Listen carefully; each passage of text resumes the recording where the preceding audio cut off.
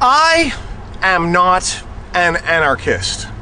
I believe in having some kind of a structured governmental type society. People who are anarchists are in fact not connected to reality. In reality, people will do what is ever most necessary to them at any given moment in time. If people are hungry, they will do whatever it takes to get food. If people's children are hungry, they will do whatever it takes to get their children food. If their children are cold, people will do whatever it takes to get the clothing to make their children warm. Then you wind up with people fighting over what people have always fought over, which is resources. So the only way you can stop people from fighting for resources on a small scale, be it give me the toy, I don't want the toy, or on a large scale like give me the oil, I need your oil, no, we want the oil. The only way you can prevent that is to have a large governing body or a communal toy chest which can be controlled. You have to pool your resources together so that you make sure you can distribute these resources. Otherwise, you wind up with a warlord state. Now, there's all kinds of social scientists who will go off and explain all these different methods of creating,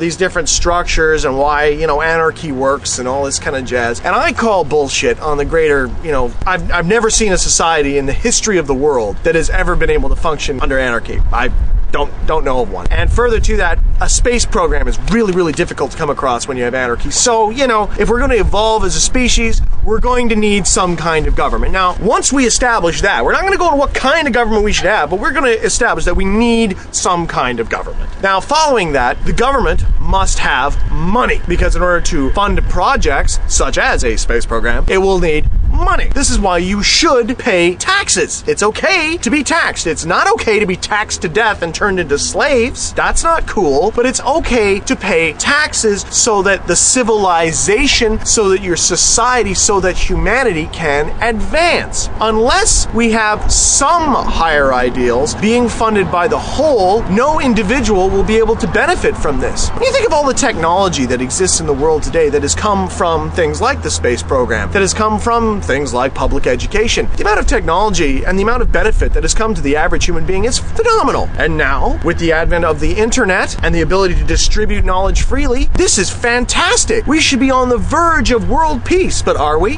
No, we're not. Why? Because of selfishness and because of all these other problems. Now, you could get very deep into the, sociological impacts and the political impacts of all these different things, but realistically, we have to at least start from a starting point of going, okay, well, we need a government. Okay, there has to be a government of some type, whether it's a left-wing government or a right-wing government. Okay, we're not going to go there, but we will need a government, because the whole concept of not having one, having no way to pool all our resources, having no way to have, a communal toy box, well, no one's going to get anything.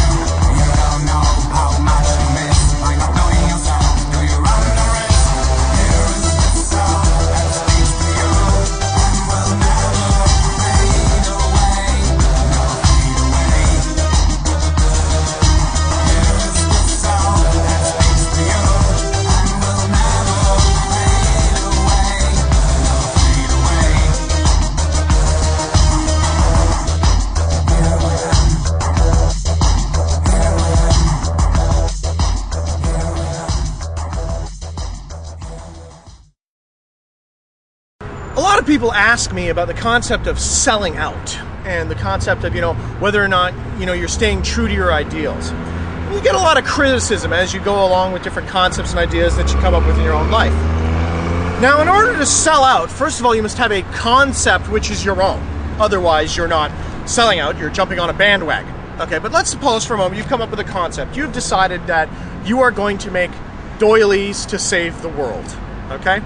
And as you knit your doilies to save the world, this is your concept, this is what you're going to do. So you begin knitting doilies to save the world, and once you know it, a lot of people get involved and they think your doilies are the best doilies on the planet. And before you know it, they say, hey, we've got a lot of advertisers here who are interested in your doilies. Kraft Foods wants to endorse your doilies. Things like this. Now, people at this stage will go, oh, I don't agree with this, and oh, I don't agree with that. But you got to bear in mind, don't get caught up on the details. What are you doing? This is your concept. Now, if you're doing things for world peace, the intent here is not to make doilies. The intent is to get world peace. And a lot of people are going to be really, really quick with criticism. Those who cannot will criticize.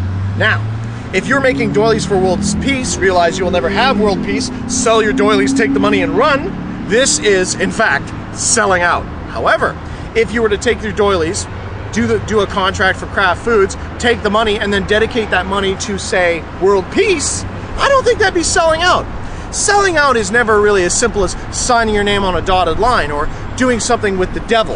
This is not selling out. Selling out is a concept. It's a resignation of mind, not an action in the physical world. Selling out, you know, people say, oh, I didn't sell out, I bought in.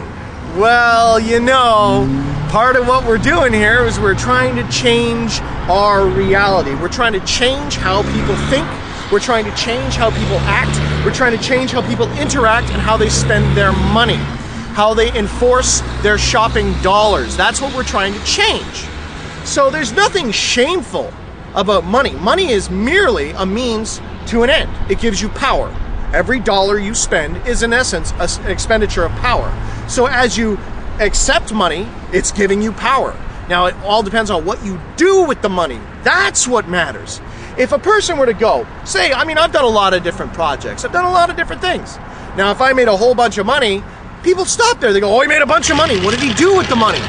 What did Jacques Cousteau do with the money?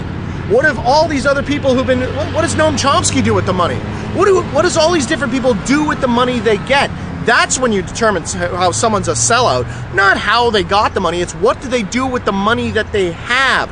What is their intent? Intention is key, especially with the concepts of selling out or staying true to a cause. So the first thing you got to know is you got to have a cause you're staying true to, and it's got to be your own. Otherwise, you know, there's no selling out. Otherwise, you're just following along with someone else. And there's nothing wrong with that. There's nothing wrong with lending your support to a movement. That's what RANT Media does. That's what all of us do. But you've got to make certain that if something changes within that movement, you're not just going to go along with it as well. You've got to be able to step back and go, well, I don't know. Everything's an individual decision. But you got to look at intent. That's the major goal.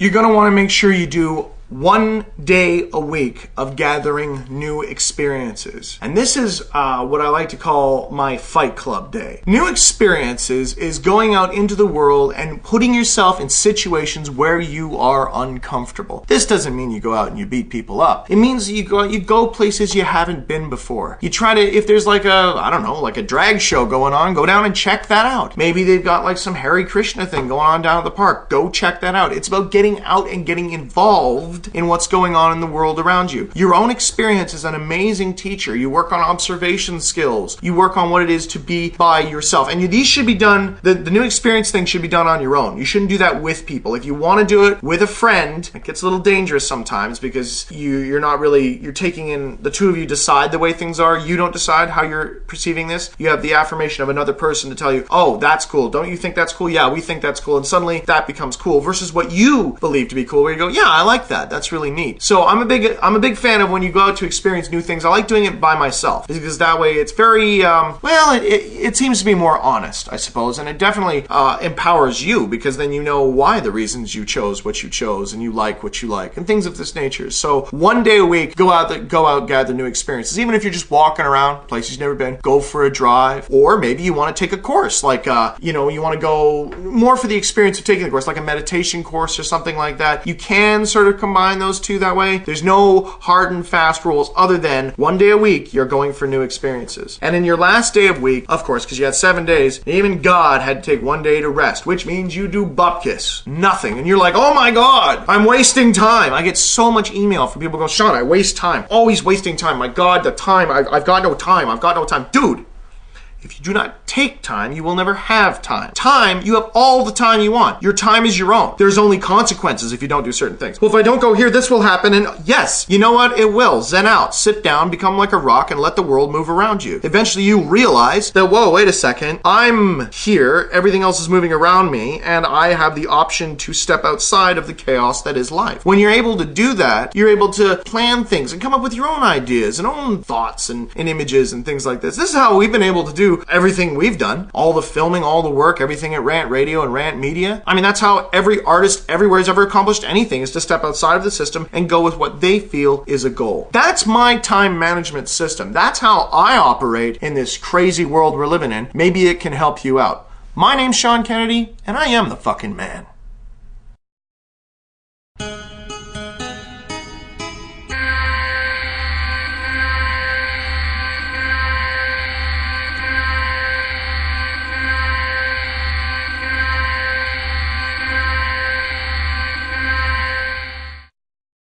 I want to know what you think about all the medication, all the the Prozac, all the mandatory mental health testing they want to do in the United States. Why? Why do you think that's bad? Why do you think all these people taking Prozac and mandatory medication of children? Why do you think that's bad? Oh my gosh, because it's big pharmaceutical companies that want to make big bucks. It has nothing to do with the needs of the people. It has to do with the needs of the rich bastards who own the pharmaceutical companies. Okay. They want to get richer and richer and richer and squeeze us all down into little lumps of medicated goo. Poor goo. What do you think about the amount of medication that's being handed out to kids, young people, that kind of stuff? A lot of people are on Prozac, Zyban, Xanax, all that kind of stuff. Antidepressants are everywhere. They're talking about mandatory mental health testing of all school children in the United States. What do you think about that? I think it shows a real lack of just spiritualness, where everybody's going for the right answers and they're lacking a complete sense of mysticism and of prayer, and that when people aren't at peace with themselves and they're not at peace with the world, and they haven't, forgive me for sounding religious, but forgiven people, when they're harboring resentment in their hearts, then they're very angry, and everybody's saying, oh, you're supposed to be happy all the time, you're supposed to be peaceful all the time, but everybody's going for happiness, right, rather than a sense of peace and well-being with everybody around them. Right. So everybody's going for this when your natural state is somewhere around here. Right. So you end up going up, being really, really happy and excited. Right. And then so naturally, you're going to fluctuate. So people are afraid of sadness and of sorrow, right, and of suffering. Right. So when you're afraid of sadness and of sorrow and suffering, you always want to be ecstatic and happy. Right. And it's impossible for someone to be ecstatic and happy all the time. What would you suggest as a instead of medicating young people and stuff like that, what would you think might be a better idea? Teach people that it's okay to be sad, and that there is a natural ebb and flow of the world, that there are happy times, there are sad times. It's okay to weep at a funeral. It's okay to be sad that someone's left you. It's okay to be really happy when someone's near, but you have to be happy and you have to be sad. A lot of people that aren't really sick, they're just kind of in a slump or depressed, they put them on antidepressants, and it's easier to get now, and a lot of people are taking, antidepressants for fun, even if they're not even depressed. Do you think that's true? Do you think a lot of people abuse it? She took all my points. Yeah. What'd you say? What'd you say? All my points. My points. Yeah, I think they're abusing it, yeah. Think so? Yeah, because, there's a lot of people, taking Ritalin for fun because it gets them all hyped up. And, yeah, and that's for people, to calm them down or something like that. So. Do you think there is a lot of people who are mentally deranged in society today, or do you think it's just a bit? I think it's overrated, yeah. I don't think there's a lot of people that are, mentally deranged or whatever. They're just probably having problems or whatever. What would you suggest for people who are upset with their lives, or kids and all, instead of medication, what would you think would be a better solution? Activities. Yeah, activities, something like a hobby. Do something to get your mind off of it. Yeah, something like a hobby or something like that.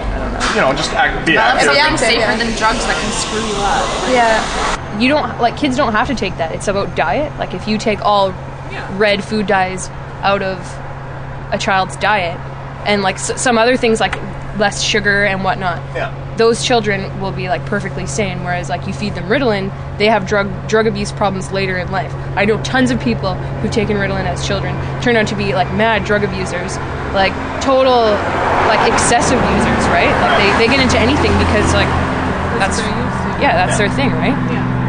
What do you think about the amount of medication that is being doled out to like young people, especially all the ADHD, a lot of people on lithium, Prozac, Xanax, Zyban? What do you think about that? I would wonder if there's a better way to deal with the rising number of social, behavioral, whatever problems in North America than medication. Not saying I have any answers, but from what you hear, it doesn't appear to be a rising problem in any continents besides North America. So I wouldn't think it's necessarily chemically or medicationally caused.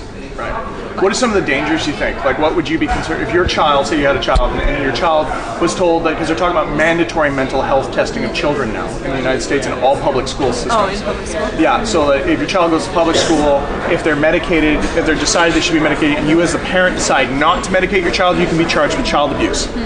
So, how do you feel about the whole with children being medicated? What do you think some of the dangers are? Drug dependencies, for sure. Isn't the point of medication to get someone better and not to make them dependent on the drug?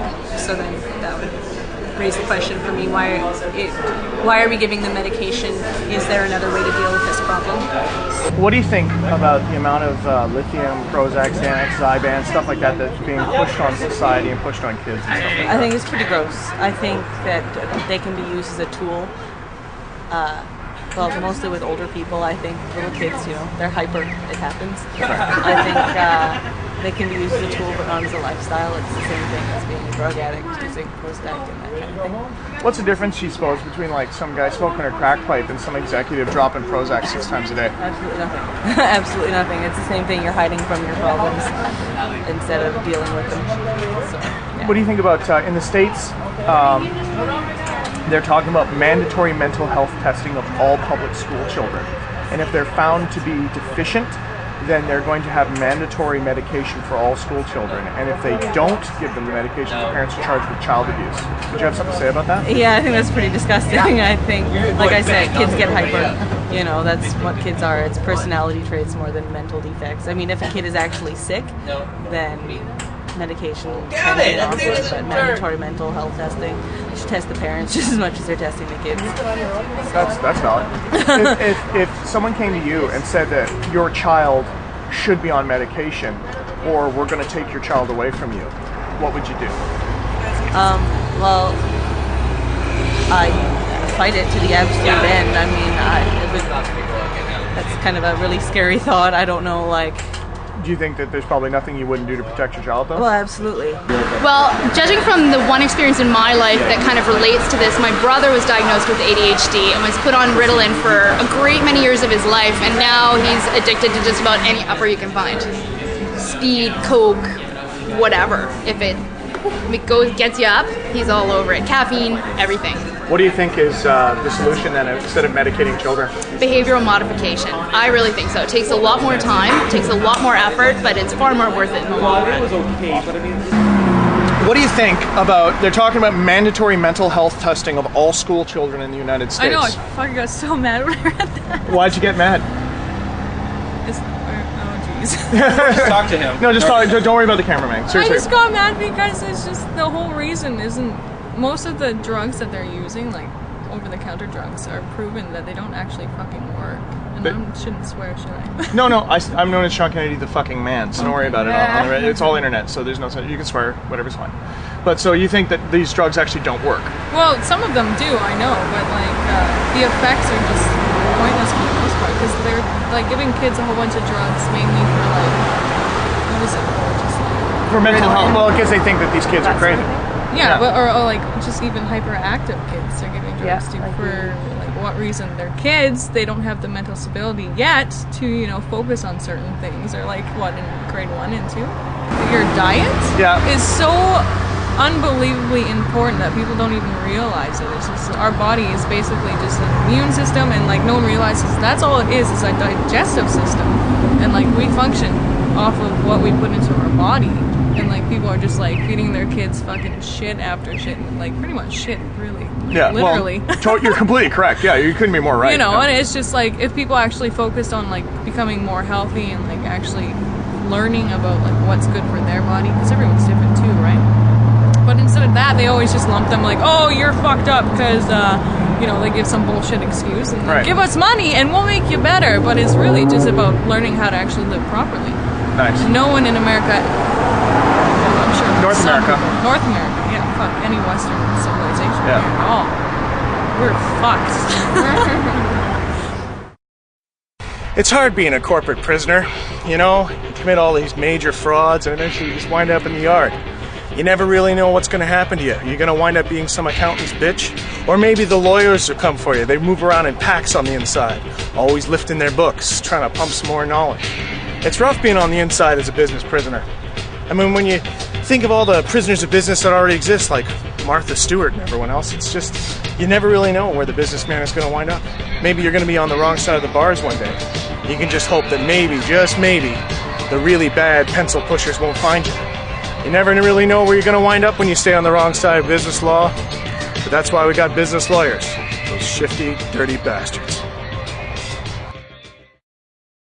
Now, in Maslow's need hierarchy, it comes down the pipe that you have to have food, safety, shelter, music, transportation. It's very, very important that we have transportation. And of course, in today's day and age, the number one way they want to get you is they want to put you in debt so that you are enslaved to purchase this vehicle. Vehicles shouldn't be $35,000. Vehicles shouldn't be $40,000. There's not $40,000 worth of materials there. How is it possible that a motorcycle and a car cost the same? It doesn't make any sense. It's because it's all controlled by business. So the best way to do this, of course, is never buy anything new. So, but I need a car, Sean. How am I going to get a car unless I buy a new car? Well, see, there was all these other people who bought new cars and now they sell them. Probably in your community you have something very similar to this called the buy and sell. And what it does is this is where people take all their cars they want to sell and they give them away. But it doesn't matter what kind of car you want. It's not about what you want. It's what you can get. Because you can make anything cool. Okay, it's just a matter of what you can get your hands on. What you got to start with is how much money do you have? I have $1,000 cash. Since I have $1,000 cash, I can then go through the buy and sell and figure out every vehicle that will work. Every vehicle that is under $1,000 that runs and is currently running. And that's where you start. That's your starting point. So you got to get a hold of some listing. Try not just the internet. You got to get offline sometimes. Some people still use the newspapers. Get yourself some unit where they have a lot of cars. Then look at everything that costs less than the amount of money you have to spend.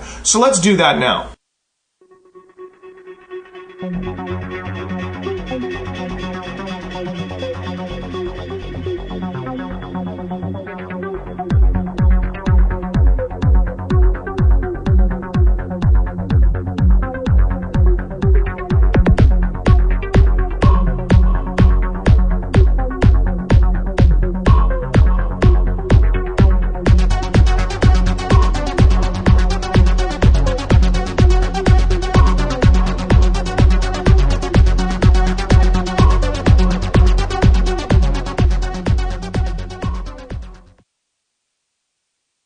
Now that you've made your list, you have to make the short list. You want to take out everything here that just isn't going to work, that you know is just a beater, that you know is not going to be the vehicle you want. I don't want to be driving around in some like Toyota Taurus or whatever the hell it is that they got going on, okay? I want to make sure that your vehicle that you would enjoy. Get a vehicle you'd like, something that makes you feel like, yeah, I like that car. It's got a little bit of style to it, you know, something that has a bit of flair. So you go through it, take a look at the ones that are just on the out list. These are on the out list, and then you have your short list, which what I've done, because I'm me, is I've glued it inside my little FMP so I can start to do research on it here. Once you get that down, make a few phone calls, figure out, you know, try to get a vibe for it, see what they're saying about their car. Well, it's kind of for parts bad. Anything that they say is more for parts is more bad, so don't go near anything that they say is for parts. But if it runs great and looks good, all that kind of jazz, and they're on the phone saying, yeah, it's a really good vehicle, then you know that when you say, I'm coming down to take a look at it, they know that, well, it kind of more for parts, and then you can factor that one out too. So we've narrowed it down to 2 choices. Now you must now tie into the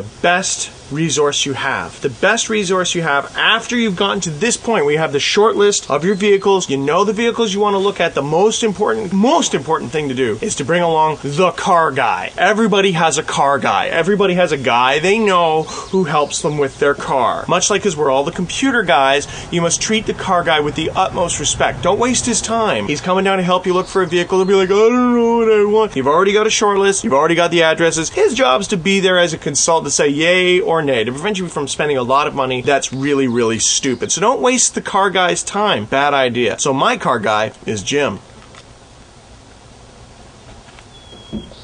Hey, how's it going? Cool. Are we still down for today? Good, good. So I'll be seeing you at Dallas then pretty quick. Excellent. All right, see you in a bit. So, Jim's on his way.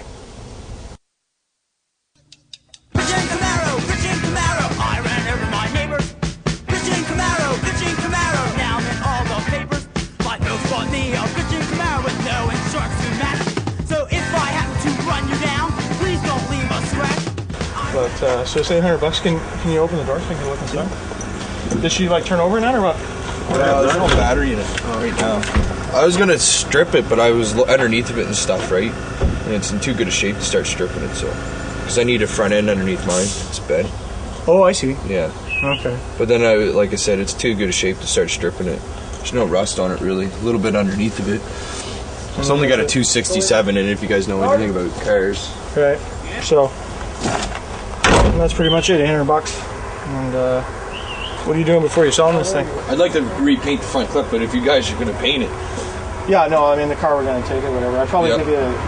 Well, I mean, I got a couple of... I got like a little hockey sock number full of cars I'm looking at today and stuff. Yeah. And then what I'll do is I'll come back and I'll throw some patch. This is like a low budget, no budget thing we're doing here. We're probably just going to, I don't know, we might end up painting it and trashing it or whatever. I don't know what the fuck we're going to wind up doing with it. So. We'll come back. No bullshit, 800's as low as you go or what? Well, no, 600 as low as I go. Okay. I won't fuck you on that then. Yeah, that's pretty good. That's fair. All right. Well, we'll tell you what. We'll be back in about an hour. We're just going to go look at 2 other cars. Okay. We'll come back, take a look at her. Okay, perfect. Thanks. Jim, analysis. It might work. Think so? Yeah. Okay. Well, we got to see when the engine turns over, right? That's the plan. And once we get that thing turned over, mind you, nice guys though. I mean, $600 for that car. Price is right. Price is right. Can't go wrong with $600. I have $1,000. So. That leaves you $400. Leaves me $400. Well, actually, technically $390 because I bought coffee. And I didn't have any money. Of course, I could probably steal $20 from my wife. We could, that way it's cool. So that was car A. We're now going to look at truck B, and I'm hoping truck B is better because it's not broken.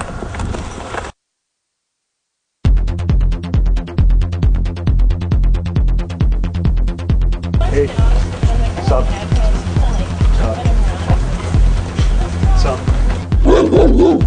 And if you like, yeah. So this is it here. Yeah. Oh, I don't know. Parked out here. We haven't done much with it lately. Now we have the new truck, and the new truck harrows the arena just fine. So it's open. Oh, is it? Yeah. Can we lock things with that thing around? Yeah, that's true. Yeah. No need at all. Yeah, and the people aren't even safe in here with it. It should be here shortly.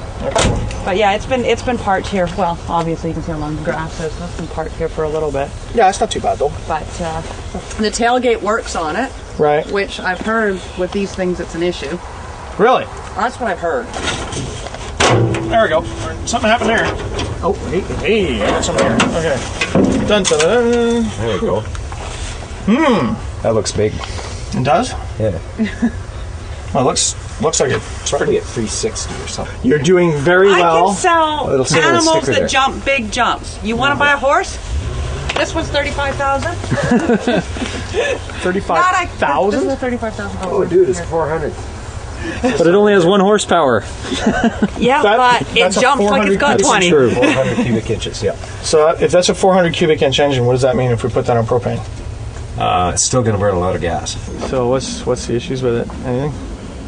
Oh, now I'm not 100% sure. That tire has a slow leak in it. I just haven't pumped it up in 6 months. Right. Does the 4x4 work? Yeah. Locking, all that stuff works? Yeah, they work fine, yeah. Body shot? You have to outside. I thought the drive shaft started shaking. I thought the drive shaft was gone, so I went to the auto wrecker, bought another drive shaft, and then I pulled it apart and the U-joint was gone. So I got another drive shaft sitting over there if you want it. Right, good deal. Just in case. Sure, why not? Yeah, $200. Sure, what the hell? No, hey man, you know what? He's like, oh, just drive down the street, I'm Canadian. Yeah, you bet. Well, that's great though, and it's 400, eh? Yeah, the 400 propane. All kinds of juice. She goes, I guess. Oh yeah. I never use first. I always start in second. Oh, yeah, because it just doesn't. What's the point? Yeah, you're just like, well, okay. Yeah, it's like using a first and a semi. You sure you want to get rid of it? Because you're gonna go. I had this '79 Bronco. Don't. As a fellow man, I have to do that. I have to do that as a fellow guy. Really, guys, really no. cool. I don't want him looking at me and be like, all mournful every day as I drive by. Okay, let's pretend we all just bartered and everything, and you just told me what the lowest price you go on this is. And what would that be? I don't know. Really? You're asking me. No, that's brutal. Oh, okay. How about this? Will you take 7 for it? If I came back with cash today. If I lack now in this limited time offer. Right now. Pick it up, tow it away. Yeah, get it out of the yard. Well, I need a battery. I got to at least see it running. That's the only thing I got to do. Because that's just fair. Because otherwise, it's any consolation. I feel like a total schmo because I can see how much you like this thing. I had a long time. Oh, the canopy? Yeah. Every time I took it off, I oiled it down. Oh, really? So she's getting there. Yeah. Nice. It's only like 3 or 4 pins in it. Right on. The other one's all moved or got off or whatever, but yeah, it'll slide right off, no problem. And the color's fantastic. Sorry, it's got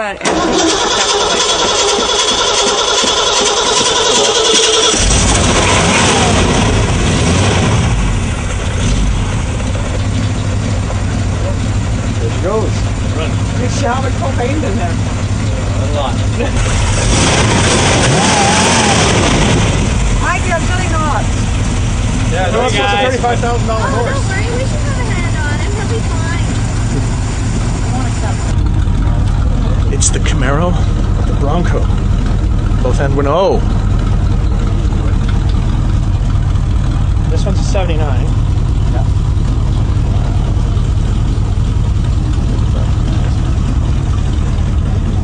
Yeah. The only downside of seeing this is the big motor. Yeah. Yeah, she's going to burn a little bit of gas. Versus the Camaro. Yeah, it'll burn less, definitely. Yeah, but it's propane, so propane is cheaper, yes? You know what? I think this will probably cost you more, even though it is a propane. But what does it do? What does it do? It's a 4x4. It'll get you into the bush? It'll get you into the bush. Mm-hmm. And it's orange. Mm-hmm. That'll change. Yeah. What do you think? I feel a serious leaning towards this vehicle. For the cool factor? For LCF, yes. Yeah. But why is it cool? For function? I guess for function. Yeah. Okay. I bet you, he obviously, I don't think that was either the greatest Academy performance ever, or he really doesn't want to part with this thing. And and she was she was on him about it, which I feel kind of bad swooping in and taking away this. She's like, yeah, it's mine, and I kissed my first girl in it, and oh God, I can't talk about this, And hey, I thought he was going to break down on me there. So, but the Camaro has definite road warrior potential. Mm-hmm. And this will cost you a fortune in gas. Propane. Fortune in propane. But it's not a 4x4. Yeah. What if we wanted to turn this back into a gas vehicle? We could. Yeah? Yeah. So we got, what do we got here? 1, 2, 3, 4, 5, 6, 7. 1, 2, 50. There we go.